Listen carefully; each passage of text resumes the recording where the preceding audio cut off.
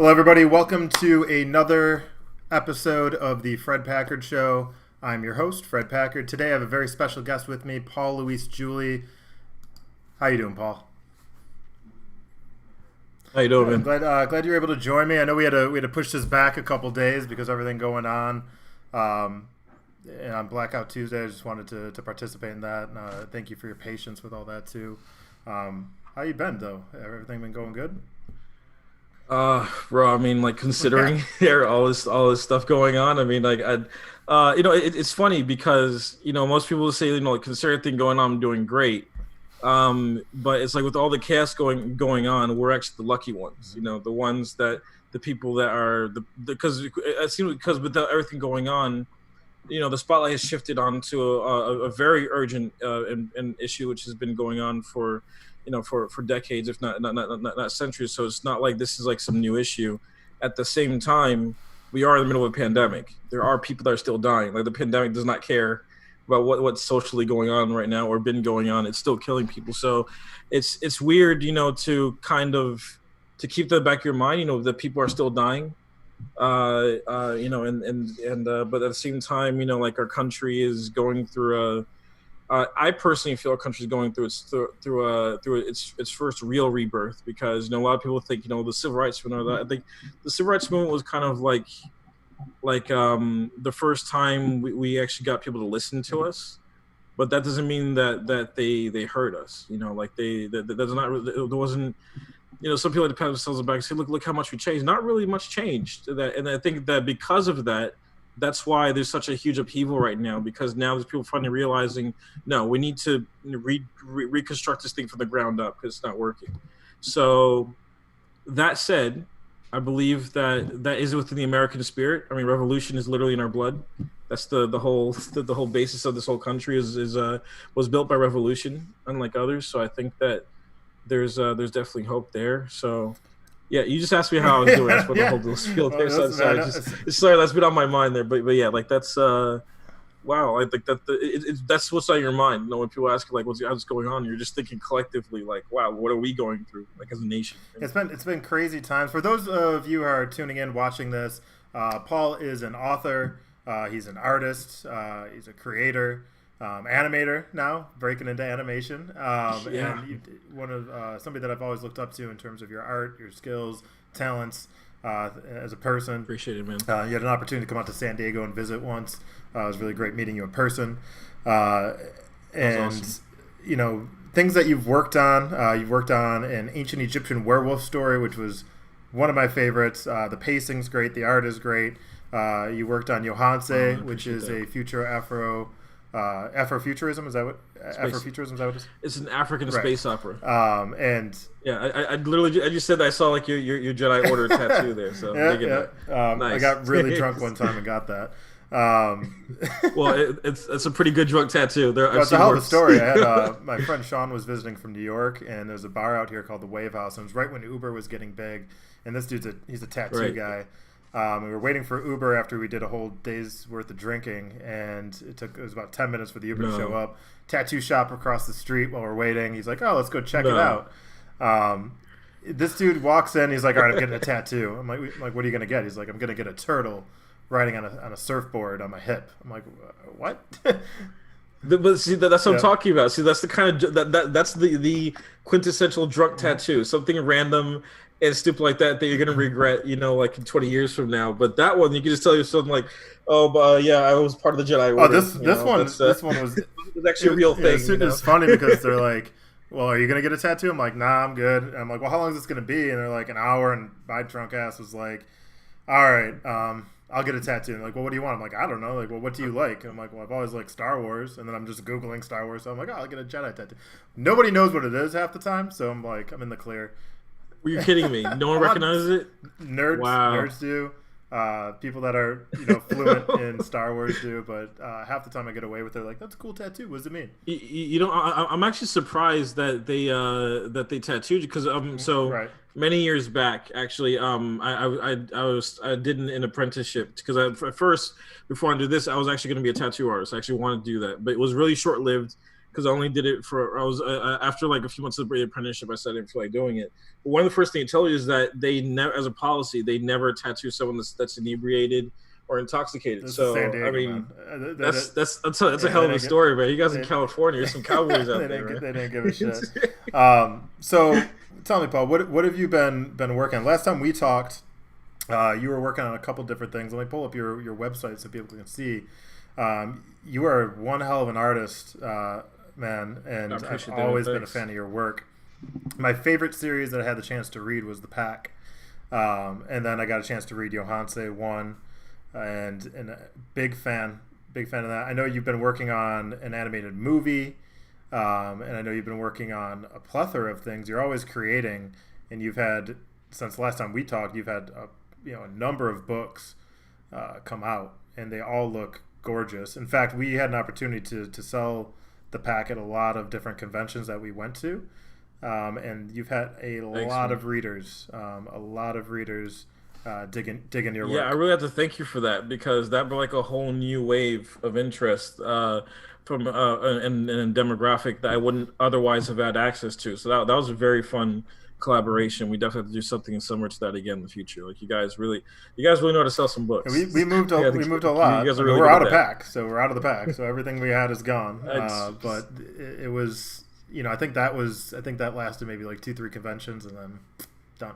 Wow. Well, again, big up to you guys too, because I don't think enough credit sometimes goes to the people that are actually selling comic books too, because some people think that these things just fly off the shelves.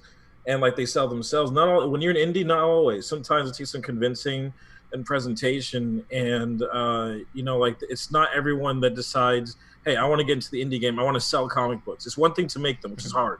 It's another thing to say, yeah, this is what I'm going to start selling. It's a very particular product. So big ups to you on that. But to answer your question, yeah, I've to say that I've been busy like an understatement, because every time I keep coming with a new idea, I'm like, well, I don't want to wait until the back end until I'm done with this project to do that. Let me just start on that right now. So I end up finding myself working like 15 different things at the same time, and it's been absolutely crazy. But at the same time, you still have to pay bills, so you have like a separate business on top of that, and then the coronavirus happened, and so so on one hand, I got more time on my hands, but then I got another big project that was coming up. So as far as Midas Monkey, which is my company, is concerned, I came to an impasse about a few months ago where I realized that I didn't know if I really wanted to do comics anymore. Not indefinitely, but I just feel that, for instance, a perfect example, The Pack. The Pack was the first comic book that I published, and it's like that's like my personal favorite. Like I really love Johanse of the World, and I love like we could talk about that like afterwards, and there's a lot of cool things with that, but The Pack really was, it still is my most favorite, because it's part of this world that I took so long to craft and do something that had never been done before. And there's so much texture and detail that goes into that world, it's hard to just put that aside. Like it's not just a series to me, it's the actual world that I escaped to. And for many years, that was, it wasn't just me putting out a story for other people to escape to. This was the world that I was escaping to, in a very self-serving way. So as a result of that, the story is very big. It's a very big and complex story, and because it takes so much time to make those comics, I only scratched the surface of how much of the story I wanted to tell. And I realized, look, it's going to take forever for me to eventually like cover this whole story, because it takes a long. There's only so much you can fit, like within like 30 pages a book. So that's how I realized I think it's finally time for me to cross over and do it in film, because that's the reason why I wanted to do it in the first place. The reason why I got into comics was because I wanted to go into film and TV. And it's funny, I remember I was in France at the time, and when I came out here for college, and when I got out here and I wanted to see if I could, because again, I didn't know any better. I'm thinking, okay, just get a film degree, and then somehow you end up in Hollywood. And then I found, no, that's not how it works at all. Like a film degree it's a waste of time. A lot of it's in this industry, in terms of film, at least my experience, especially now that I've been pitching, being more involved with, TV, it's something movies, else, things isn't like it? that. It's more not what you know, it's more who you know. And Exactly, absolutely, hit the nail on the head there. and so all these people that get film degrees, unless you're actually going out there, it's all about I think when you're in film, studying film, at least correct me if I'm wrong, it's more along the lines of finding somebody that you can that takes you under their wing, and then you kind of move up the ranks. The actual degree itself is kind of meaningless. Oh yeah. Well, but I mean, exactly what you said. That's one of the first things I figured out as an 8-year-old kid. Luckily enough, I talked to a professor, who was the only they had like a film degree at my school. He actually turned me off from it. Like he said, "Yeah, you don't want to do this." I'm like, "Wait, like aren't you supposed this is the opposite? You're supposed to want me to take your class?" No, you don't want to do this. He said that this is not going to get what you think it's going to get you. He said a degree is for people that already have connections, or they already have a way to make their own film, and they just want to perfect the craft. This is not the same thing as you getting an engineering degree, or you getting like a doctor or something, where your degree is going to be your passport through your career. In a creative world, especially in film, just like you said, it depends on who you know. There's a lot of ladder climbing, a lot of politics, and then it's at the end of the day, it's all about money. Who's going to give you the money to get this thing done, and what do they want in return, and what control you're going to get, and you end up having to play a really long political game. And most directors, especially the ones in Hollywood, they understand that. Like that's part of their skill set. They understand how to work with that environment. That's not me. Like I can't stand that. So that turned me off immediately. I'm like, okay, well, I don't want to do that, but I still want to tell my stories. And especially the kind of stories I want to tell was like African fantasy and African sci-fi, because that's just that's my niche. You've done a lot of research on those topics as well. Yeah. I'm actually at that point. I just finished at that point like 5 years of research. I'd actually been in now West Africa and researched ancient civilizations and researched like the complexity of these civilizations before colonialism, and also really complex things like fractal theory and how that went into their architecture and textiles, and that allowed me to synthesize completely fictional worlds and realms that were based off of pre-colonial Africa, but that are completely fantasy. And I thought, okay, well, I have to do something with that now. That's where the idea to tell these stories came from. And then I realized, well, I can't tell it. I can't tell it as a movie right now because I don't have the money. So what's the next thing I can do? Well, make a comic book, because a comic book, it just costs like the amount of money. I know how to draw, but I taught myself how to draft everything and how to do the boards, and that was a bit of a learning curve itself. But I taught myself how to do that, and then I just went at it, and I started doing the pack. And it took me a whole year to do the first issue of the pack, because it was such a hard thing for me to do, to be able to. Most people don't realize it is so hard to make a comic book. Especially if you're the only one doing it on your own. I mean, you yourself know what that's like, because you've actually led those productions yourself. Like, what's what goes into making a comic book, but you hired other people, other professionals to be a part of that process. And even then, for you, it was a full-time job. For me, I had to do all that on my own because I didn't have any money. And I'm like, well, I'm not gonna. But my motto is, don't ever let money be something that stops you. If you can't afford something, then find a way to learn how to do it yourself, and then roll up your sleeves and do it.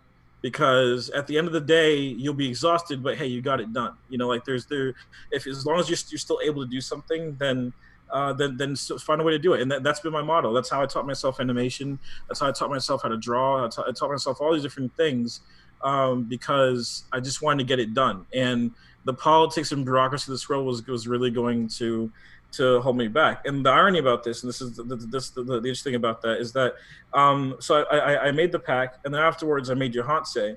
And right after I made Johanse, I remember it went on Nerdist, and then on Nerdist they posted it on Nerdist twice, and get a lot of feedback. And then before you know it, I got interviewed on Al Jazeera, and it started to get a lot of traction.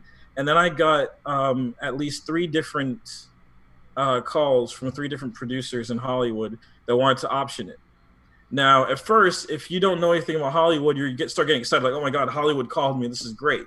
And I'm so glad that happened, because it was a huge wake up call for me. And I'm so happy that I turned all 3 of them down, because the thing is that if you're if you're in this business, if you're an indie creator, and Hollywood comes and wants to option something from you, that's not necessarily a bad thing, but you have to understand what you're getting into. And what you're getting into is that they want to their an option is buying the right to buy the property flat out later on.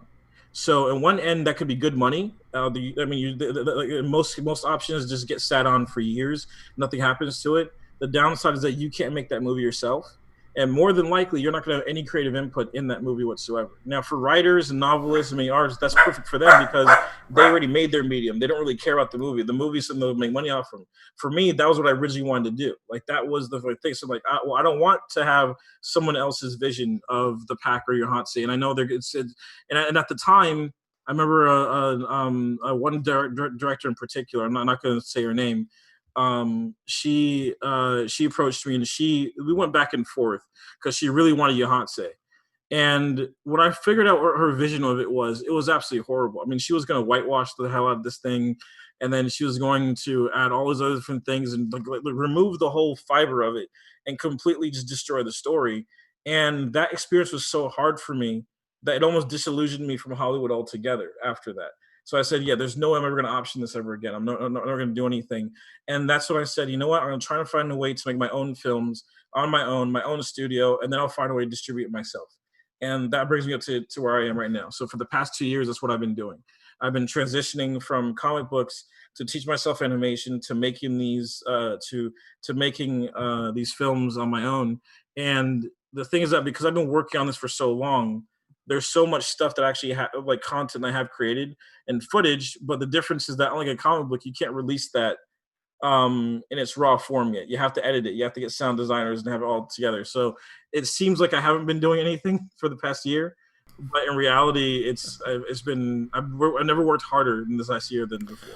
I've seen your work firsthand. I mean, we worked on a project together, that 8-page little story, Ching Shi. You're definitely a hard worker. You've definitely put a lot of passion into your projects. Appreciate it, man. I think, some of the conversations we've had in the past, I think you just kind of touched on it, which is kind of like the whitewashing. We had a very heated conversation about Wakanda.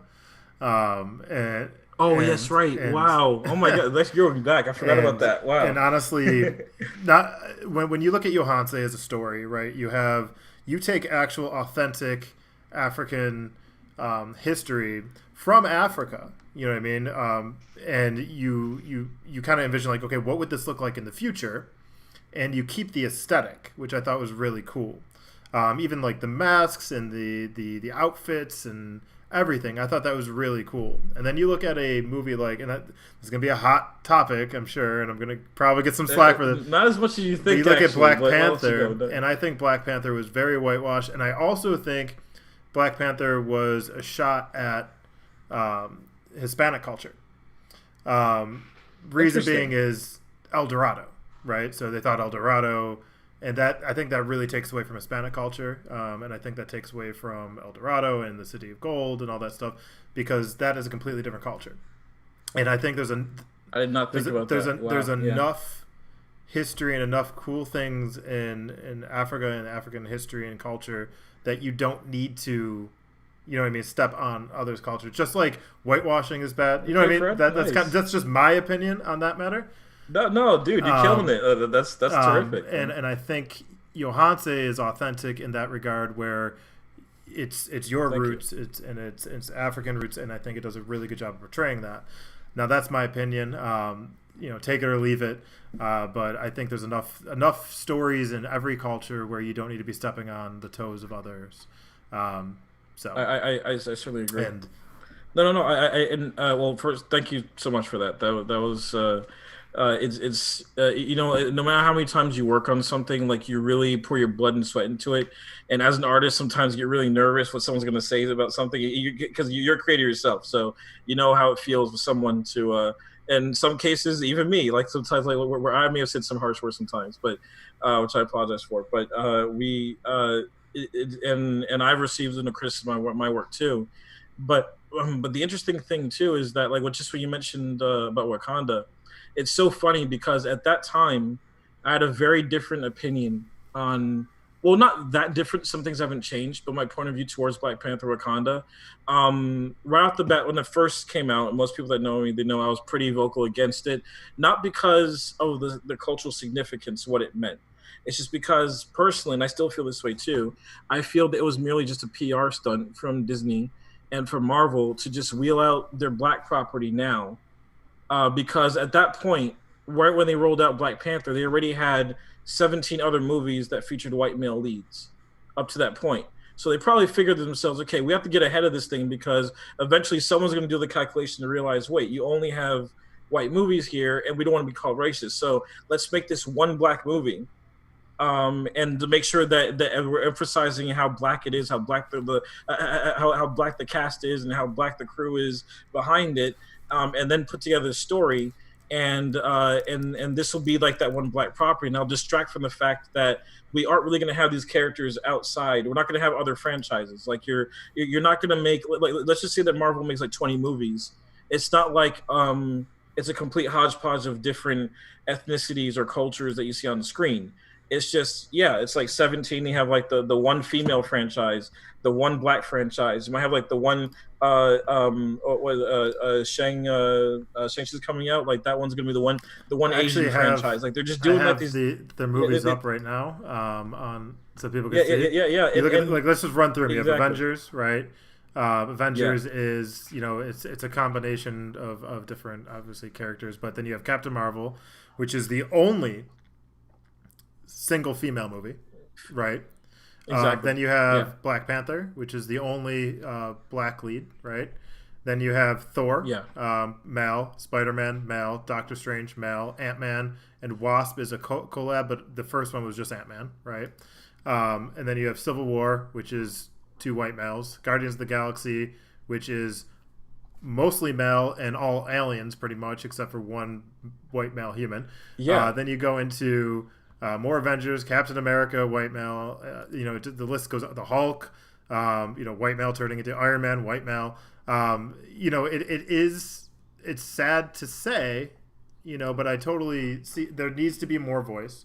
There needs to be more from a cultural perspective. There needs to be more diversity in regards to, these comic book characters. And I don't know if you follow Comic Skate or whatever. Where people are complaining about, how you're taking, there's certain things that I strongly disagree with on Comicsgate. Okay, and it's mostly everything. Okay, I don't think there's a single good thing about Comicsgate. Right. My thing is, I don't think you need to piggyback off of things. That's my only view. Is you don't need to have a she Iron Woman or Iron, like, you know what I mean, like.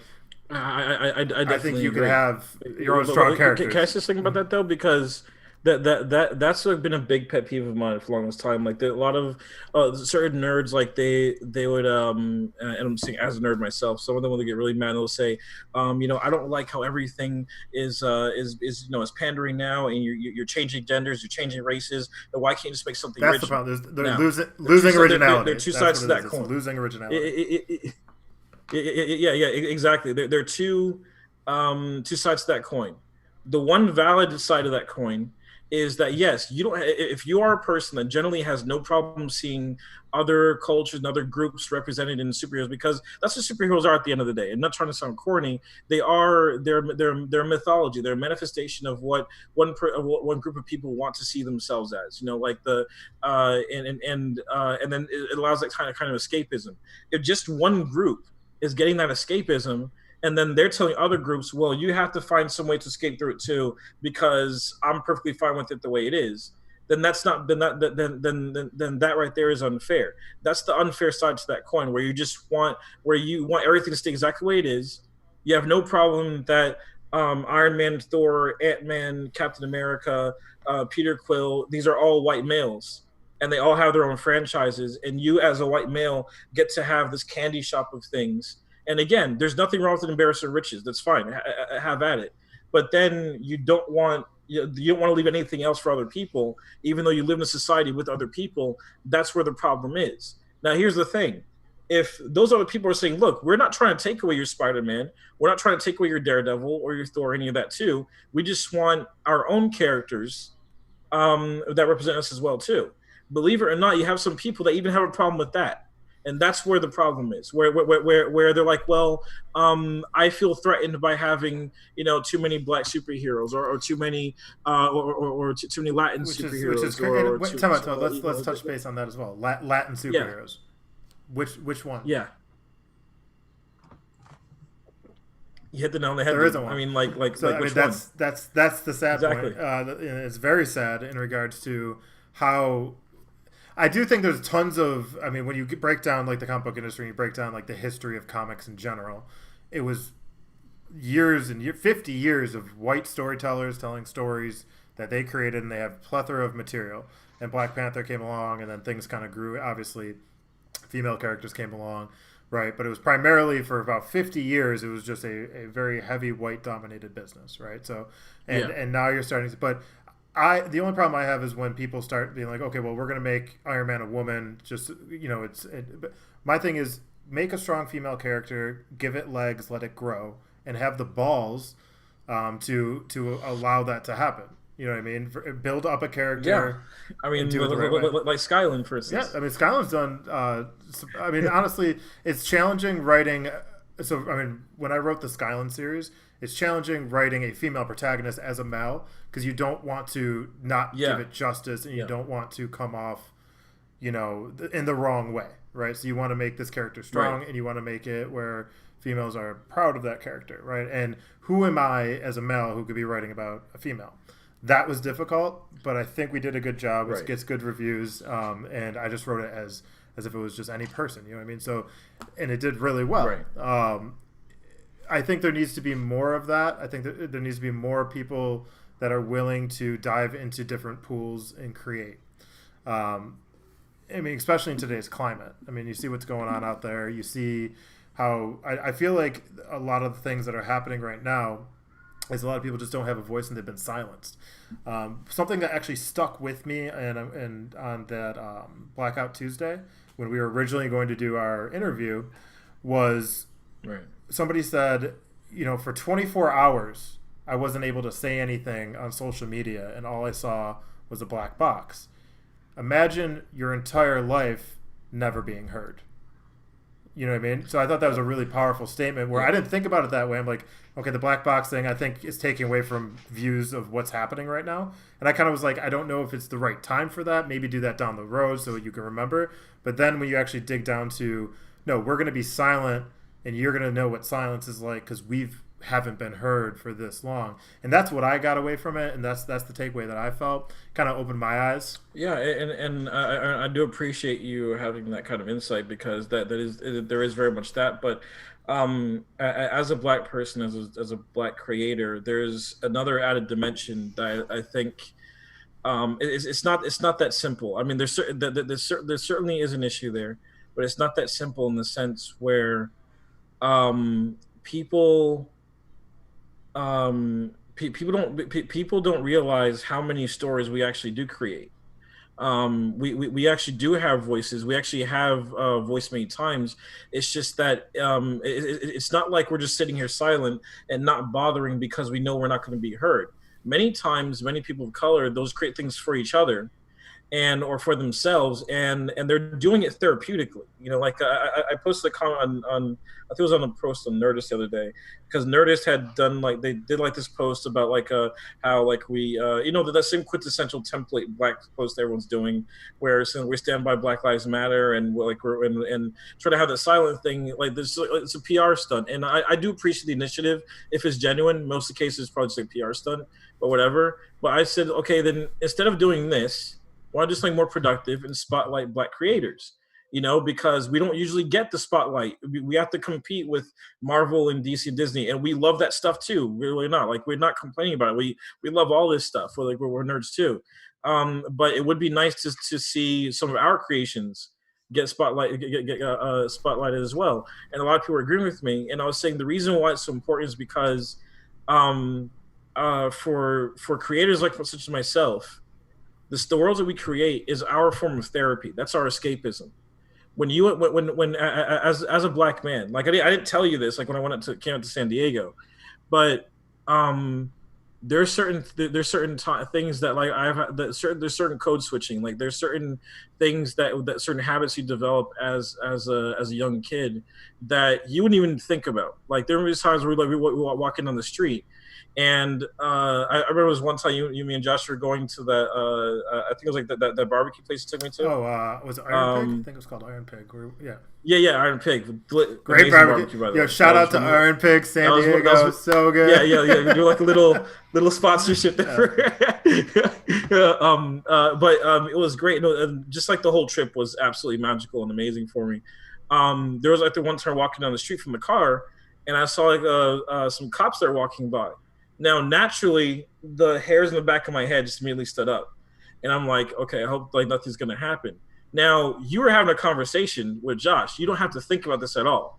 But I'm gonna say, and I never told you this too, but this is a regular part of my life. Now, now, how many black friends do you know will tell you about that stuff? Like they go through this on a regular basis. And the reason why many times they're not gonna say anything is because many times they're met with, okay, dude, you're overreacting. Like, what are you talking about? Like, it's a free country. Like, no one's doing that. If you didn't do anything wrong, then no one's gonna stop you. Like, like most white people generally believe that the cops are doing their job. It's only until George Floyd happened that they really said, oh shit, they're right. This is really happening. Like, and then all of a sudden, all these other stories that people were looking for, that people were that were controversial before, or that people were saying, well, we don't know the full story about that. I can't really believe the cops like that.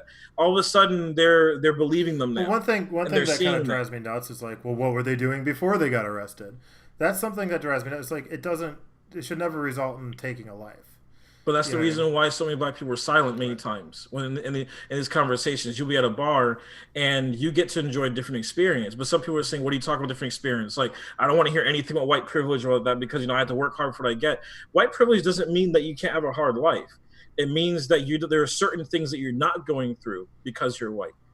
Like this is not taking away from any hardship that or any obstacles that you personally have had to overcome. No one's saying that.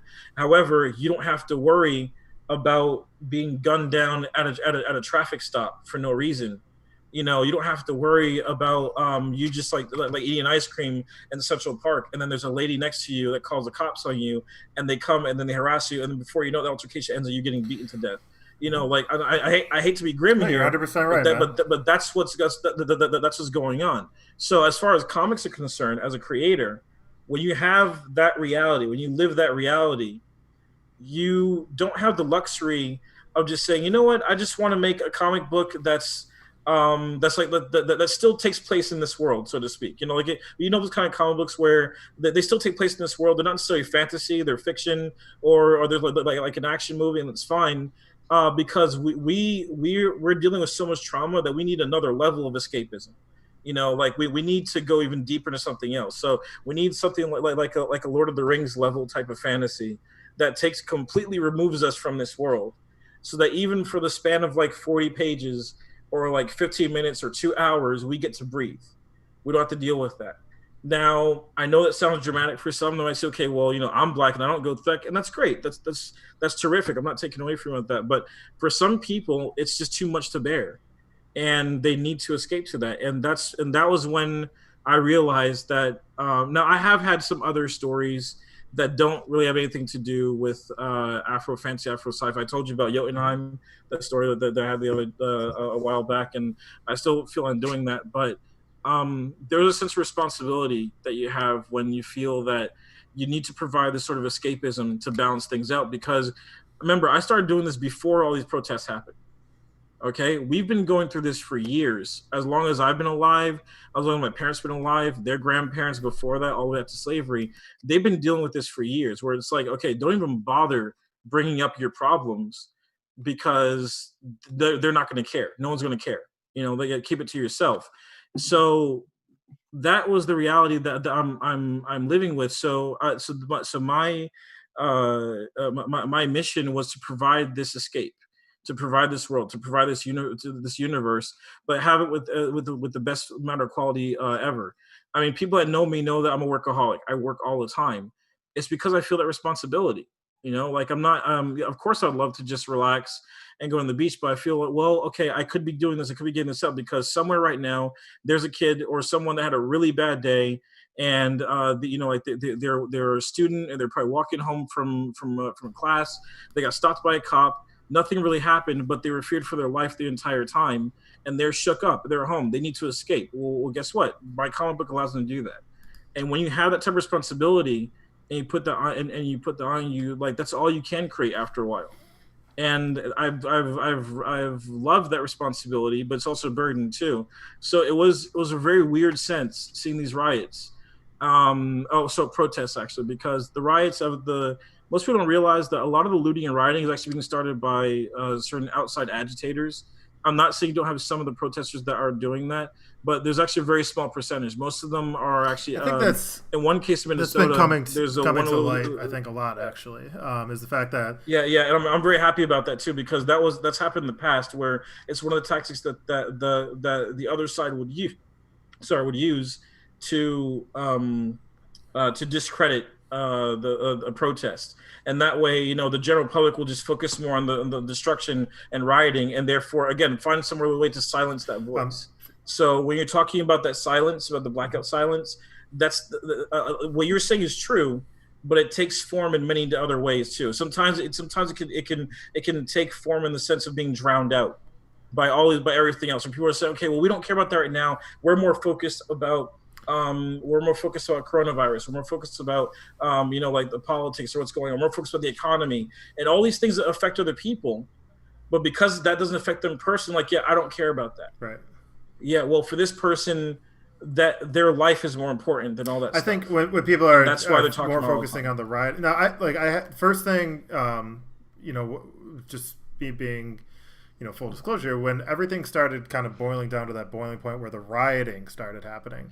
The first thing I did was call my aunt who's in New York, and I wanted to make, because she owns a wine shop, and I wanted to make sure that she was okay, right. She was safe, because obviously I'm not for the violence, but at the same time I also understand I understand a certain percentage of the people that are rioting are mad as hell, but I would say majority of the rioters are just being opportunistic and trying to steal. But I am all for 110% the Black Lives Matter movement. I'm for the peaceful protesting. John Boyega said it best. I don't know if you had an opportunity to listen to his speech. Yeah, I mean, that was, to me, super moving. Now, him as Finn in the Star Wars universe, I wasn't a big fan of his character arc. Me neither. I would think he was a big fan of that. To be honest, I think they lied to him. They told him he was going to be a Jedi, and then they ended up making him. I think that I'm not going to get on a Star Wars conversation because I'm a prequelist and I'm an original trilogy guy, and that sequel trilogy. Thank you. I'm a prequelist too. I'm all the way. But with that being said, I gained the utmost respect for John Boyega, the way he handled that situation, the way he's getting out in front of it, getting out there, being a voice, and using his platform to do it the right way. You know what I mean? And he even said it. He's like, don't give people a reason to view you as a criminal. It's like, do this the right way. You know what I mean? And to me, I think he is doing it the right way, and I can get behind that. And I get behind the Black Lives Matter. I have friends that went out just yesterday, and they're participating in it. Not the riots, but they're participating in the marching and the silent protesting and all of it, right? And there's a lot of people that I've worked with in the past that have had stories that have come to light that I had no idea ever happened to them. Well, there's certain stories I've never told you either, and it's interesting because I remember even when I went out to San Diego, and just like I said, that was one of the best trips I ever had, if not probably the best. Like, you guys really know how to roll out the red carpet for someone. You guys did an incredible job, by the way. Shout out to Josh too, and his brother.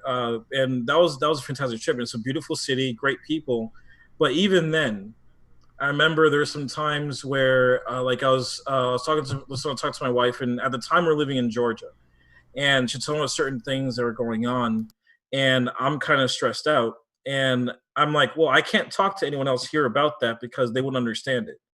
And that's, again, no disrespect to you guys at all. It's just that, like, you didn't that that eye opening wasn't there yet. It's interesting because now I feel I can talk to you guys about that. Now I feel that you would understand that, and it's not a knock towards any of you at all. It's just saying that, well, now I feel that you believe what we're talking about. Like for instance, if we'd gone to a bar and I'm just like loudly talking about Black Lives Matter. Granted, there will be some people who may turn around and say, "No, all lives matter." What are you talking about? Dude, and, like, that frustrates me. me. Or say, "Yeah, like what are you talking about with that?" We're having mimosas at brunch. Why are you bothering us with this stuff right now? And now all of a sudden you can say that, people are like, "Yeah, sorry, dude, that's a really big issue. We're sorry that we have to use the analogy, right? It's no longer bothering people anymore. The fact that it has to be a thing is what's bothering people. And I feel that is an incredible point. And I think we have to give credit where it's due. That it's an incredible point that this has never happened before in this country. And I think we continue to realize this, that we are on the cusp of something that has never happened in this country before, which is unanimously across groups, everyone saying, no, we're not going to discredit this movement. This is a real American issue that has to be dealt with. This is our issue. Because there's this thing too, where you're taking ownership of it, where you have white Americans. I'm just using them as like the main demographic here, where they're saying, no, this isn't just Black people's problem. They're the ones that are going through it, but this is our responsibility because we're Americans too. This is an American problem. Well, it's reached a global scene at this point. Well, it's a global scene, but the nature of it, of what's been going through, because brutality is a very uniquely American problem. It's been going on for so long. So to finally have, and I think that's the thing too, that many Black people were heartbroken by, but they're also happy with too, because there's a percent of Black people that don't care. They're in their own bubble. So I don't trust anyone, and it's understandable where they're coming from in that sense. There are many Black people too where they interact with other people, particularly white people and other people, different colors. They live around them, and they just wish that they got that same type of compassion from the people that they care about, that don't go through their shoes. So to finally get that now is actually pretty heartwarming. It's very validating, because like, okay, now I can fully be myself around you now. Because you're validating you could my whole you could have been before, but in regards to, I will always have your back. I'm not knocking you. Here's the thing, like, that's a great point. I'm pretty sure I could have done it before, but I didn't know that, and that's where and that's where and I think that's an issue that I think many certain white people should reflect on and think, wait, how many Black friends do I know that haven't fully told me this thing? Like, I probably know this guy since college for 10 years or 20 years, and he's like my closest friend, but maybe I don't know that he can't fully be himself around me because certain things. That's nothing towards me, like we're brothers, but maybe you should ask yourself, why is that the case? You'd be surprised when people use the all lives, like all lives matter, and it's usually some not to it's just some douche, right, who is essentially all lives matter, all lives matter. It's like, sometimes you need to spotlight things, and sometimes there is a place where things need to take a precedence over other things. Yes, I don't think anybody disagrees with you saying that life matters. All lives do matter. Nobody's taking away from that. But right now, we need to spotlight something that is going wrong, has been going wrong, and that's where our focus needs to be, right? And, you use the analogy, people are cutting down a rainforest, in wherever, do you want to spotlight that rainforest, or do you want to say all trees matter? Right, because you know what I mean. Like, you need to put the focus on where the problem is. You need to put the focus on where you need those eyes, and you need to come together. I'm hoping 10 years down the road, I'm hoping 2 months down the road, a month down the road, tomorrow. You know what I mean? When I'm hoping we can all get to a place where we don't need to segregate that. You know what I mean? Where it is all lives matter. But right now, it needs to be all Black Lives Matter. Black lives need to be where the focus is at, and where the systemic racism is in this country, where police brutality. It's going to take a long time to uproot that, unfortunately. Absolutely. And again, I appreciate the optimism too. Obviously, we wish to do that as well. It's just that because it's been going on for so long. I mean, even just look at what's going on with the real estate, the real estate market and redlining, and what that did to generational wealth. or issues like Black Wall Street. Some people are just finding out. I can't believe people about what are happened, just learning about that. What happened with Black Wall Street, and most people don't realize that was just one city. There were hundreds of cities across the country that were even wealthier than Black Wall Street. There were these black enclaves, and every single time they were burnt to the ground. There was hundreds of lynchings, and the only people that were arrested were the actual victims. And the people, it goes to, and this went on across the country. And it was when you realize that, you realize you're looking at billions, if not trillions of dollars of lost wealth that has been destroyed from an entire generation. And then after that, there's certain measures put in place to prevent those generations from rebuilding that wealth, to acquire loans, to get low interest mortgages, to get land, to acquire assets. That compounds generation to generation, up until now, within a century, or even less than that. And then you have the majority of Black people that are living that are living in poverty. And the majority of white people, from a median standpoint, are either in like a middle class and up. That's deliberate. That's not a question of one group being better than the other. That's a system that is broken, that is rigged, and in order for you to properly say, okay, yeah, now we're post-racial now, or like people say, or racism doesn't exist anymore. Now we're finally moved past that. Yeah, you need to correct that first before you can get to that point. Because I think some of these people put in their minds, well, you just want to constantly complain about race stuff. You just no, believe it or not, I'm a nerd, man. I like tons of stuff that has nothing to do with race relations. I'd rather focus on that stuff, but I don't have a choice, okay? Because this affects my life. I don't get the luxury of thinking about other stuff sometimes because, at the end of the day, I'm a father, a husband, and I have to worry about the welfare of my family. And just within this coronavirus, because of this the situation, we found ourselves like a month ago where our landlord was really trying hard to evict us, and again, everything had been fine literally up until the month of the coronavirus, and then how my entire business evaporated, just like millions of other Americans, and I'm like, oh wow, I have nothing to fall back on right now, what am I going to do? Well, that's a reality when you're renting. That's reality when you don't have any assets. You don't have any foundation to fall back on, and that's what makes it that much harder for certain people to weather certain storms, and therefore making things worse. So with that type of reality, it's very hard to just say, okay, well, now we're understanding. Let's hold hands and have a good kumbaya moment, and then we'll just move on together. No, there has to be some serious work that goes into repairing some stuff so that we can all really feel like we're all Americans. I agree with you, and I'm sorry to hear about that. Hopefully things are getting better here for you financially. Oh no, things are going great now. I mean, that was a month ago. Now things have turned a complete 180. Now things are great now for me. I'm as a matter of fact, I'm actually a few months ago, I was approached by Don Lemon from CNN, and he wanted me to. We were in negotiations for a long time, and now we're finally about to start work on his memoirs as a graphic novel. So what that allowed me to do is obviously allowed me to keep my head above water and be able to be employed during a time like this. Because it's funny, most people think, okay, well, Mighty Spunky, that's how you're able to fund everything. No, Mighty Spunky makes just enough money to hold itself, to pay for its own costs, like shipping and overhead and all that.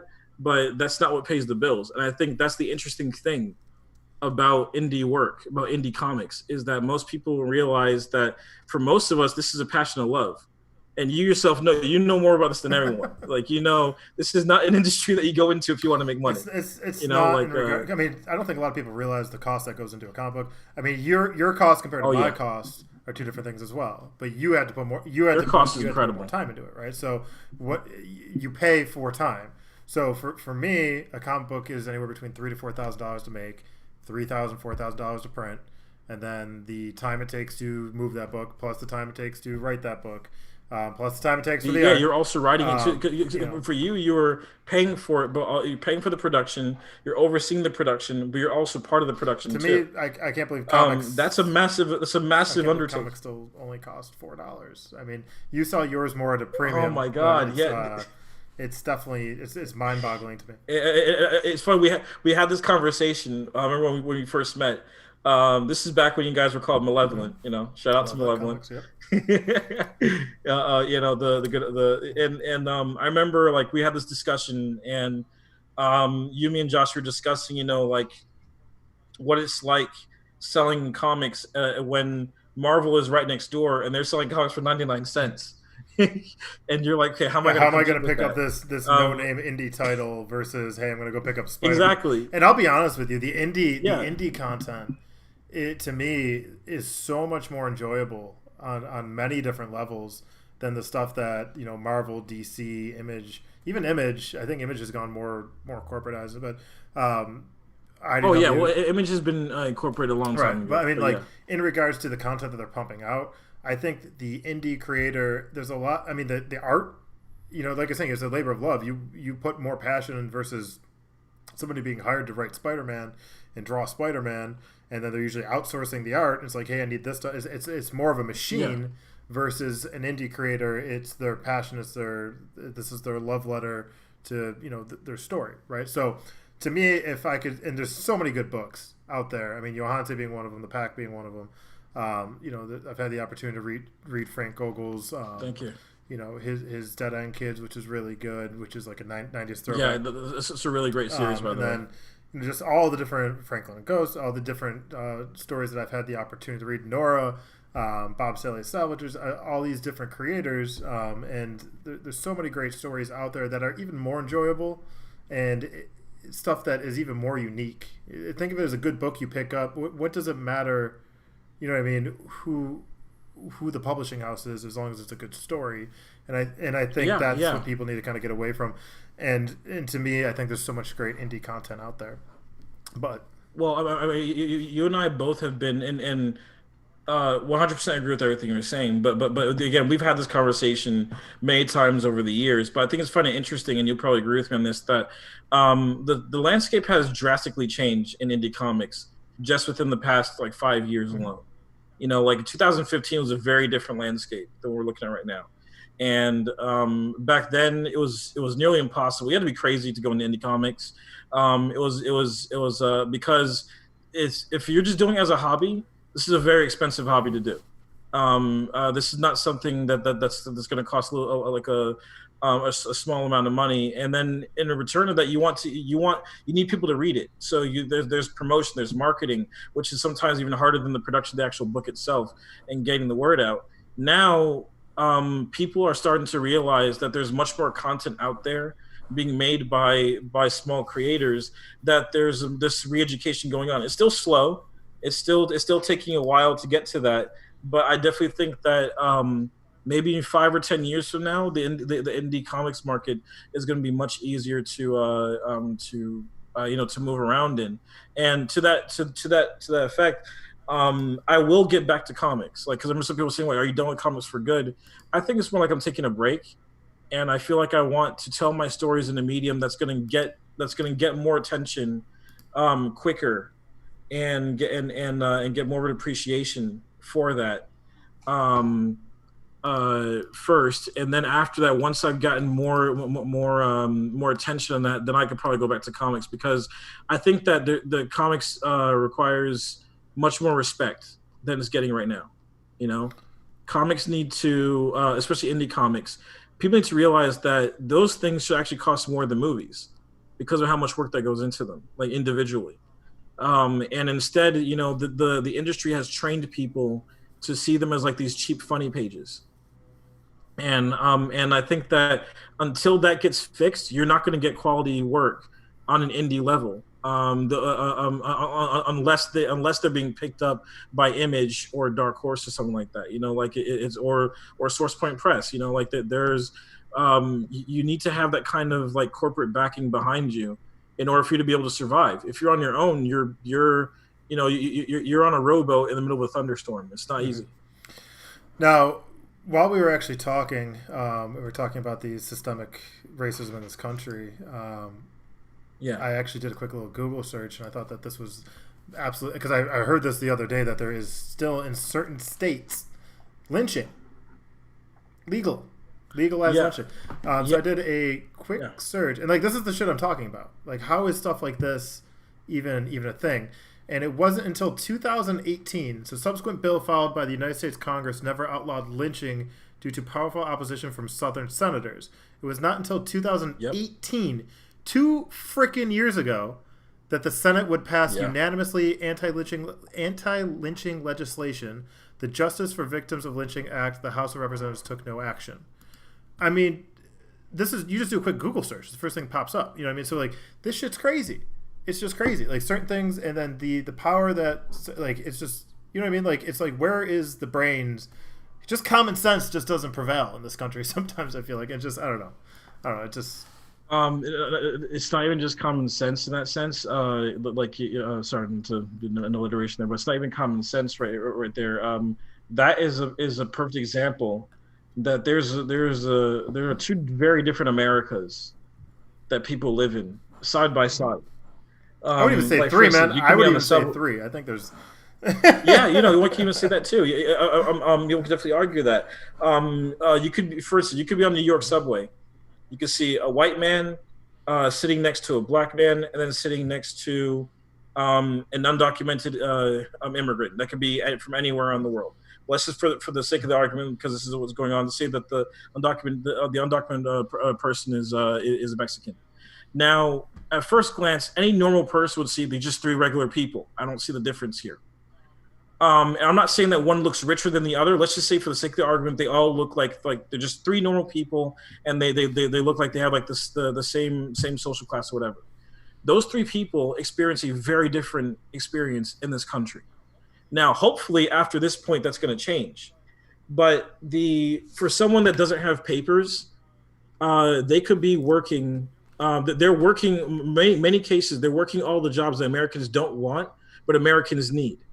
All right, you know, like all the meat processing plants, all these, and even California, you know, like the strawberry picking and a lot of the vineyards. Most of those people are undocumented workers. Not all of them, but there are many of those people that are undocumented workers, and they're normal people, and they're not. It's not like they just came here. They've only been here for a couple of days before they get shipped out. Many people that have been here since they were children. I could not agree with you more, and that's another thing. Like it just. Yeah. Oh no! And I'm not going to get too much into that, but just for the sake of the image, let's do it. That's one America. All right, well, that's one America, and then we've raised in detail, and right now I'm not going to add to everything that's been going on right now for Black people. I'm really happy that there's attention going to that, but with Black people, there's a different reality as well, where most people don't realize how many things did not change. So people say, okay, well, after the 60s, you know, like there's no more lynching. No, this still happens. Somebody just commented on our video, Pompano's Beach condos, very interesting. But it says, as of today, the anti-lynching bill is being held up in Senate by Rand Paul. By Kentucky's Rand Paul. Well, that does not surprise me at all with Rand Paul, which is, by the way, if there ever was I'm trying not to curse on your show. No, dude, this is not for children. So this is it's an adult show. If there ever was like a Nazi piece of shit that needs to be impeached or whatever, dragged out and thrown in prison, it's definitely Rand Paul. That man has made some. Him along with Steve King, who's an actual white supremacist, like they've made some. But as I'm saying is that these are people that get elected to office in this country, and you know we celebrate the victory over the Nazis. You know, every single year, you know, for the past 70 years, and we keep acting as if we went to you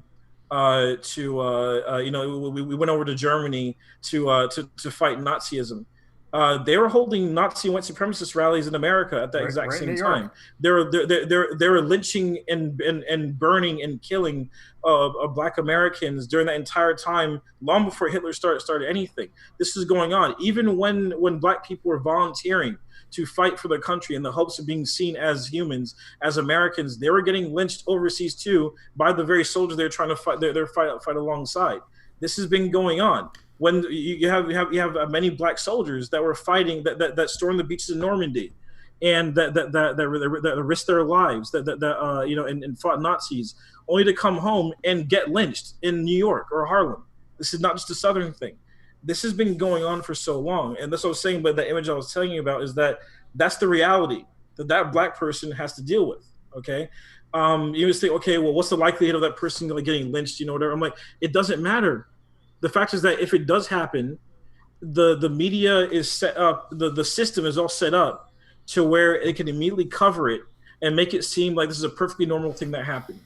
Like, okay, well, maybe he was doing something wrong. Maybe he should have been talking to the cop the kind of way, or maybe he should have done this, or maybe he didn't have his light. Maybe he did that. There's always maybe. And every time that happens, there's a lynching and a murder that's been completely going under the radar as a result of that. And that's what causes people to have a hard time believing. Say, well, if these lynchings were going on, we would be seeing them right now.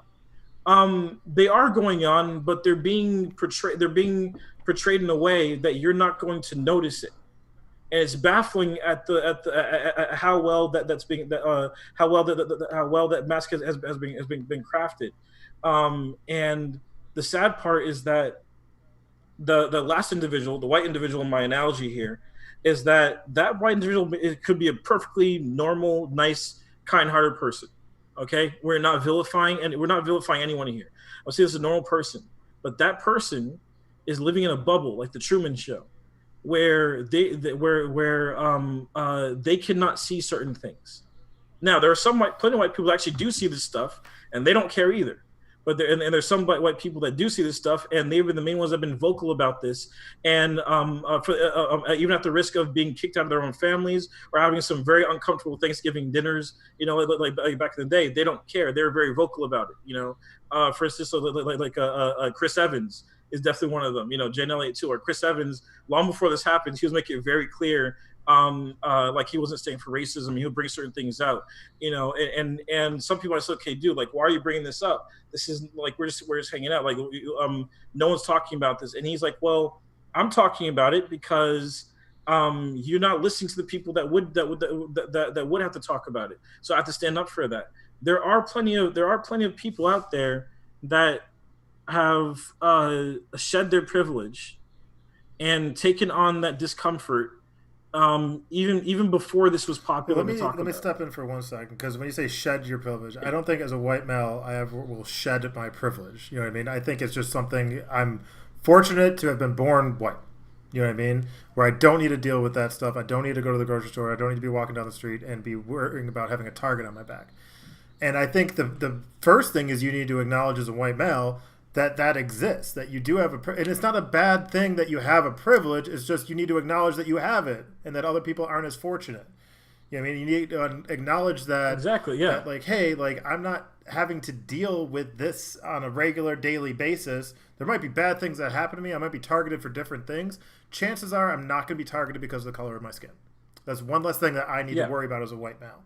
There's a plethora of other things I'm going to need to worry about, I'm sure, in my lifetime, but that's most likely not one of them.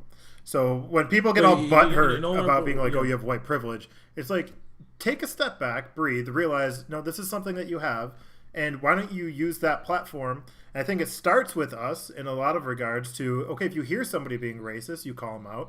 If you hear somebody that is putting down somebody because of the color of their skin, because of, whatever, right? Because of their beliefs, because of their religion, but let's just focus on color of skin. Call them out. Just like if a pedophile was to go to a barbecue, how awkward would it be to be like, hey, you see that 13-year-old girl over there? Like, you would call him out. The same thing thing in society needs to happen. But the sad part is it's still going to take a long time for that re-education to happen. There's a significant re-education that needs to happen there, and it's going to take a long time to happen because you have generations that have been trained. They've been trained to think that this privilege you have is not privilege; it's simply your place in the world. And I mean, even if you read like the Great Gatsby, when they're talking about the colored empire, when they're talking about like the rise of the colored empire, and this was general conversations that were going on that did not stop. We have people that feel, okay, well, because we screwed over so many people, if they get any more power, then they're going to want revenge. Okay, so there's no middle ground here. If we lose our privilege, or if we lose our place, because they don't call it privilege, they call it something else. If we lose that, then we're going to be at the mercy of other people. And that lie has caused many people to have an unjustified fear of trying to come to the table and have a conversation and say, okay, yeah, let's level the playing field here, and let's bring everything back to normal, because they're in genuine fear that when that if they lose their privilege in society, that they're going to be kicked around and people are going to want revenge. And I think that's such a and these are genuine, normal, like college going people. These are not all racist things. These are like general normal white people, and they're saying, no, I'm not a racist, but I'm afraid that if we start addressing that and start apologizing this or reparation or any of that stuff, then then they're going to target me. And I'm like, if that was the case, that would have happened already. Most people see you as another American just like them, and they just want to be left alone. They just want to be able to live a normal life with you. They live in the same country you do. They live here because they like America. They love America too. They just want to be able to have the same privilege that you do. That doesn't mean that you have to lose your privilege. It just means that your privilege becomes the norm for everyone else around you, and therefore it's not a privilege anymore. It's simply just the normal standard of living. Because I think the interesting thing too is the word privilege, where people think, well, there's normal, and then we're living a life better than normal. And the reality is that white people are actually living a normal life, and and many other people are living a life below normal because of those different things that happen. So we're not saying for you to be below normal with us. We just want to be normal with you, is what we're saying. And I think that's the best way to put it as far as privilege. That instead of seeing it as privilege, just see it as like, no, it's 2020, okay? It's been over 100 years since Black Wall Street happened. There's been a slew of other shit that's happened in between then. I think it's about time that we finally started acting like the country the Statue of Liberty says we are. Like we like we're always we're always proud of being like this bastion of democracy. And I'm not anti-America, but right now there's and up to this point, America has completely defaulted on that promise and what it claims to be. It's that promise for certain people, but not for everyone. And I feel that just as creators, as Americans, even from a standpoint of just immigrants in general, I mean, if it's blacks were discriminated against, Irish, Italian, I mean, so anybody that is different, I feel like there's almost like this period of time, and I feel like black culture, black people have been going through this for so long. You know what I mean? Where it's just crazy to me, because before, for Italians and Irish, what differentiated people were the language. You know what I mean? And I think that was the only way you could really point out, like, hey, that dude's Irish. Let's discriminate against them. And now, one thing about that, to a certain point, because I remember I studied this a while too, that up until I think 1960 or maybe before that, there was on the U.S. Census there wasn't a separate race called Mediterranean. And if you were from southern Italy, or if you were from if you were from the Mediterranean, then you're part of that race. So it was a different race. They wanted to make it very clear you are not white. There's also this aversion towards Irish as well. Now, here's the thing: the sticky thing I would call the Irish thing is that some people say, so yeah, like you're not the only ones who've been discriminated against. So hold on there. I'm not saying they didn't have discrimination there, but at a certain point, all those people that we're talking about, there's like a and the system's just disgusting as well. But I'm just calling it like it is. There's a certain point where you can assimilate into white American culture, which is white American culture, i.e. the normal American culture. White Americans don't call their culture white American culture. They simply call it American culture. And that's why many times it's like, well, I don't see color, I don't see race. I'll say, yeah, of course you don't see it, because everything that is your culture has been, you've been taught is the norm, and then there's everybody else. So and the thing is that I agree, American culture should just be American culture. But the problem is that the only people that have been able to enjoy that is if you're past a certain skin shade. So what happened to many Italian Americans when they got here? They realized, well, okay, if I assimilate, if the more white I become, the more Anglo-Saxon I become. Either, you know, if I look too Mediterranean, or start marrying with other white people, I look like that. If I start talking a certain way, if I join in certain racism too, then these are different things I have to do to end up becoming white, and that happens with many groups of people. So as a result of that, if you're black, you're always going to have someone on your neck. Always, they're using you as the pedestal to get to that America. And I'm not excusing the racism at all, but in many cases, it starts with America setting, pretty much presenting this contract to the immigrants and saying, "Look, this is where you want to be. This is where you don't want to be. White is good, black is bad. Try to be as white as possible. All right. We're not going to tell you how. We're going to use your imagination, which mainly results in some kind of like joining some kind of violence. But if you can somehow make yourself white, you're going to end up having a better life in this country." And that's where you end up having this entire system that is okay with keeping black people as the redhead stepchild. You know, well, that was the point I was trying to make. It's much easier to assimilate, culturally when you look the same almost. You know what I mean? So when you have, black versus white, I feel like that assimilation's happened from the majority of it, and I feel like black culture is very much a part of white culture in many degrees. I mean, music, food, you name it, books, actors, movies. It's very much, I feel like, all part. It's the only difference is in terms of what's happened between Irish and Italian immigrants that came over here versus black people that were brought here. And the only difference is when you assimilate, you still have the color, right? So that's the reason why I feel like, people don't like in America if it's different in any way. And I think you kind of touched on that. And I think that comes to education. I think that comes to people traveling. I think that comes to people that need to get out of their comfort zone, experience different cultures, and understand that American culture is a hodgepodge of multiple cultures. That's what made us, and hopefully we can get back to being great. That's what made us great, is the fact that we had all these different cultures. We were able to grow, learn from different cultures, build upon that. But unfortunately, we're still stuck in, it seems like, the 1800s in certain things, and it's like it's 1700s in certain things. And it's just insane to me that people have to live a life where they're, have a bullet on their back or a bullseye on their back. And it's sad that people have to live life with any type of fear and just can't be themselves. It's a very, very hard thing to deal with. I remember even as a kid, we were living in Connecticut at the time. My parents moved into this neighborhood. Now, we didn't know there was a KKK enclave right down the street. We didn't know that until after we moved in. But we moved into this upscale white neighborhood. And I remember my brother and I must have been like 7 or 8 at the time. We were little kids.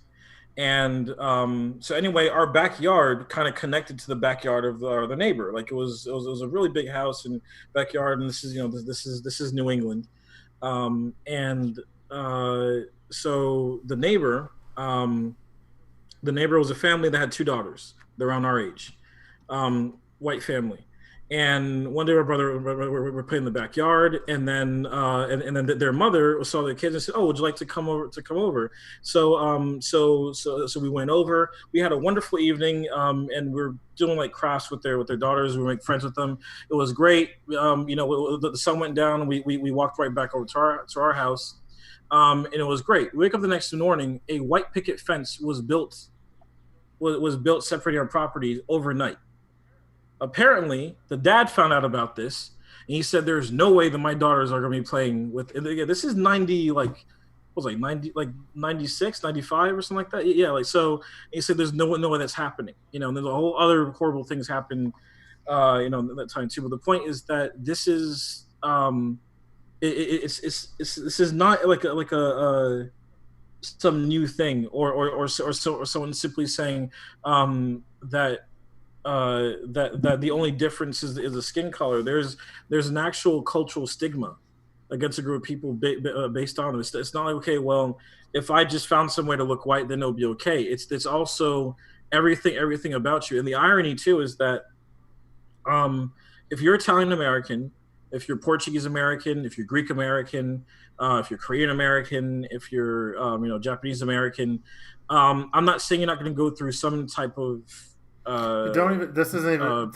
This is not about. This movement is not about them right now. It's. Well, no. Here I'm saying.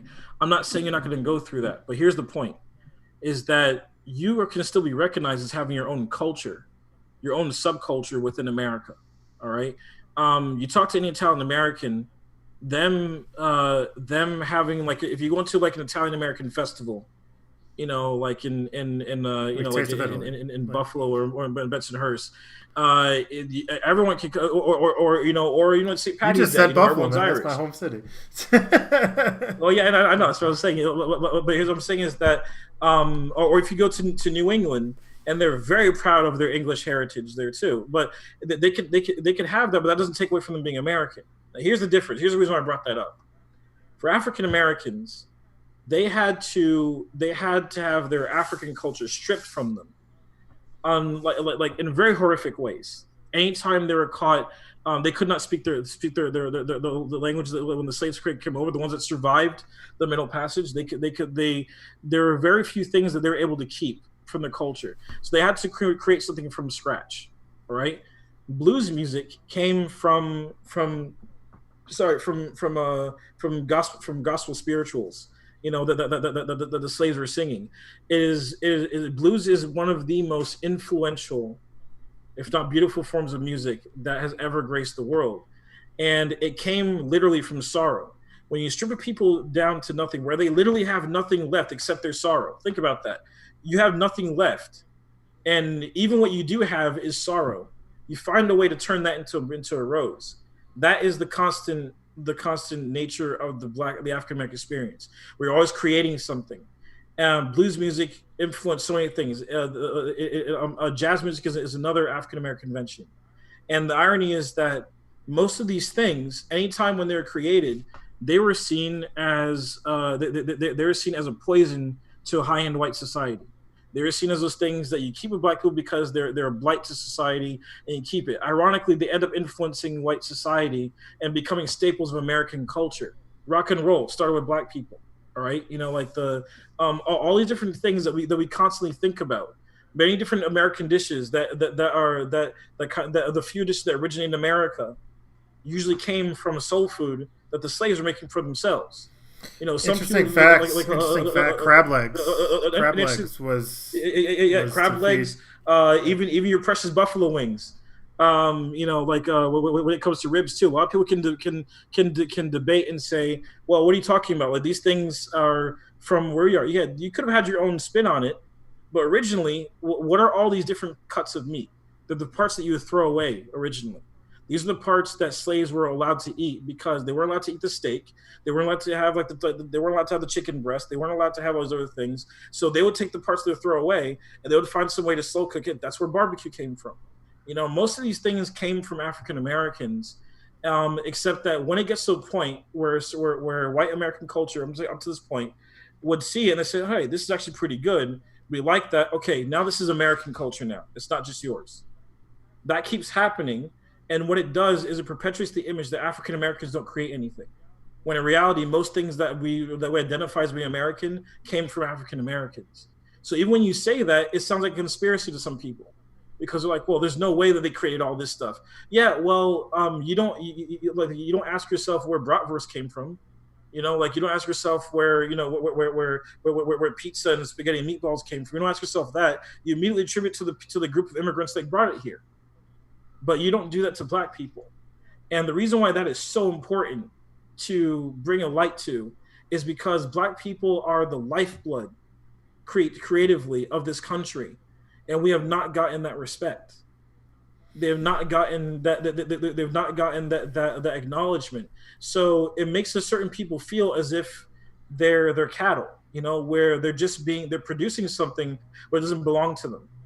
And that's how they have some generations of some black people that became very proprietary and very, very paranoid over their stuff. Look at Miles Davis. Miles Davis made it very clear this is a black form of music, and he did not like when white people tried to put him on. Now, Some people say, okay, well, I think he was being racist, or I think he was being paranoid. Look what was going on.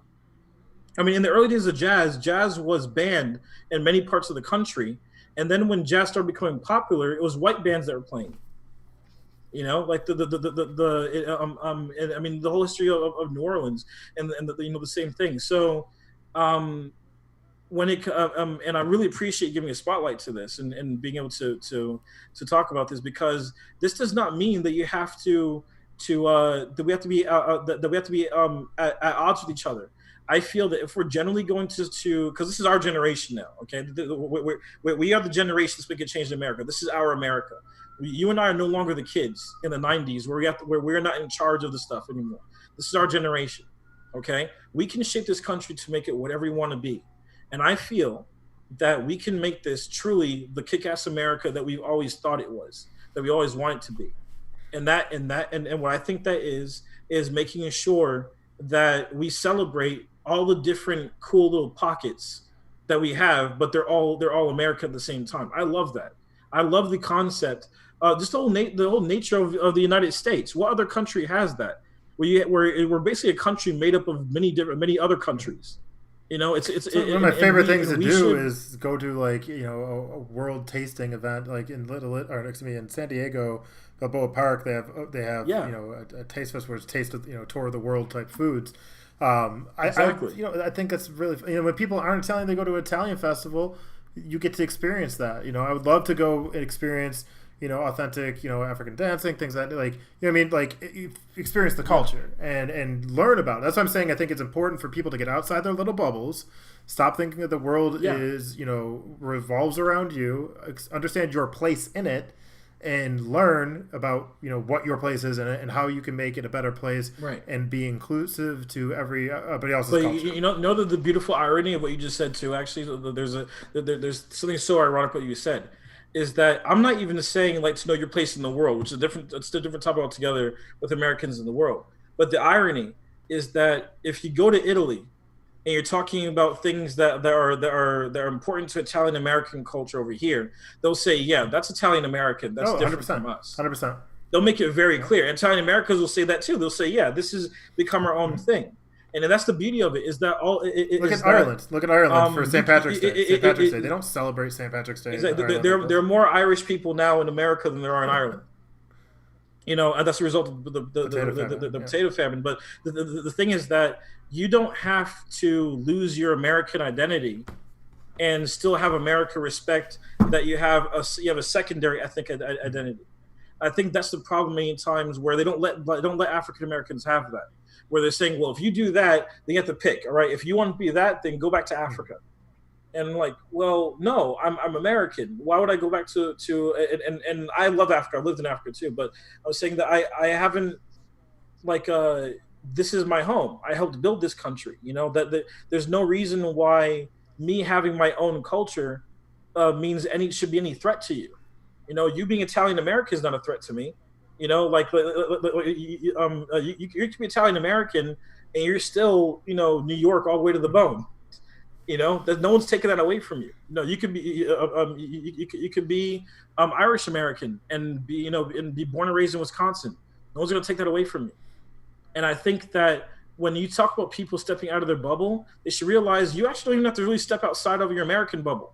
You can, if you're one of those people that just wants to stay within the bubble of America, you can still do that. But understand that America is a quilt that's made of several different other parts that every other country has contributed to. We are the world's first experiment in that sense. And I think that experiment has not reached its full potential yet. It can reach its potential when we all realize that there are different parts of this culture we've created. And then at that point, we're going to be the lucky ones, because we're going to get the best. We're going to get the best of all worlds. You know, where you know, if you go to other countries, there's just that culture. That's great. But we're like, hey, well, you know, we have our own version of that in America. You know, like if you go to Thailand, like, hey, we have American ties. You know, so we have like we don't have to go to Thailand to experience a form of Thai culture. You know, we don't have to go to France to experience a form of French culture. We don't have to go to Ireland. We don't have to go. You see what I'm saying? Like, we can experience all that within America, and I think that that's a missed opportunity. that people don't realize if you just shed the racism. Because I'm not even trying to be corny here or trying to be, like everyone, let's hold hands together and love each other, even for like a self-serving, selfish point of view. It is much more in our better interest as Americans to celebrate the fact that we have all the different cultures and put them all together, and then that would make us a pretty awesome country. Yeah, man. I'm with you. So what I would like to do, Paul, is a couple things. Is what are you working on now that you want to spotlight so people can find you? Where can they find you? What are you working on that you want people to read or watch or whatever it may be? And then I'll give you the last word. Okay, so that's a hard question because a lot of stuff I'm working on right now is top secret. So I can't really I can't reveal it yet.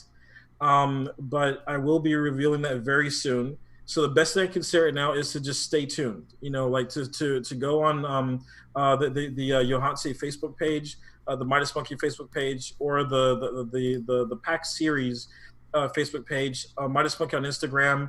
You can follow our Twitter as well, or just subscribe directly to the website MidasMonkey.com. All those different outlets. The moment that I'm ready to release this major project that I'm working on, or a new slew of projects, you'll be the first people to know. In the meantime, just like you're seeing on the screen right now, just if you go to the you can click on our books and see the books the digital books that we have already. If you go all the way to the top there, the top of the menu, you click on books. Yeah, and then you scroll down. Well, or yeah, there you go. Just scroll down. There's a 20-second delay between what we're saying and. Oh yeah. So what you're seeing there is all of the books that we have available right now. They're all digital. You can buy them right now. You can download them directly to your to whatever your device and enjoy them. That supports this.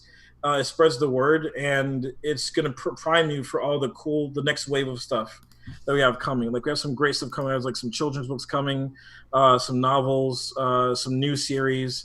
Working on a TV series, working on 2 movies at the same time.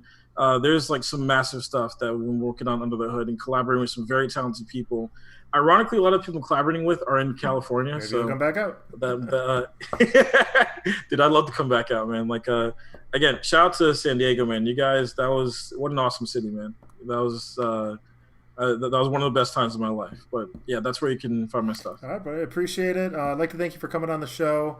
Hopefully, we didn't miss too much, but if I'll definitely have you back on so we could talk more. Hopefully, whenever you want me to come back on, brother, I'd love to come back on. Like, as I said, this is such a good fit for you. Like, you're a natural for this. Like, I can't wait till this is like sponsored across the internet. I'm like, yeah, okay, yeah. We'll see. Right now, it's humble beginnings, but I appreciate you coming on. I hope everybody gets an opportunity to view your work. I'm a big fan of it myself. If you like what you guys see, smash that like button and subscribe. Until next time with the Fred Packard Show, we'll see you then.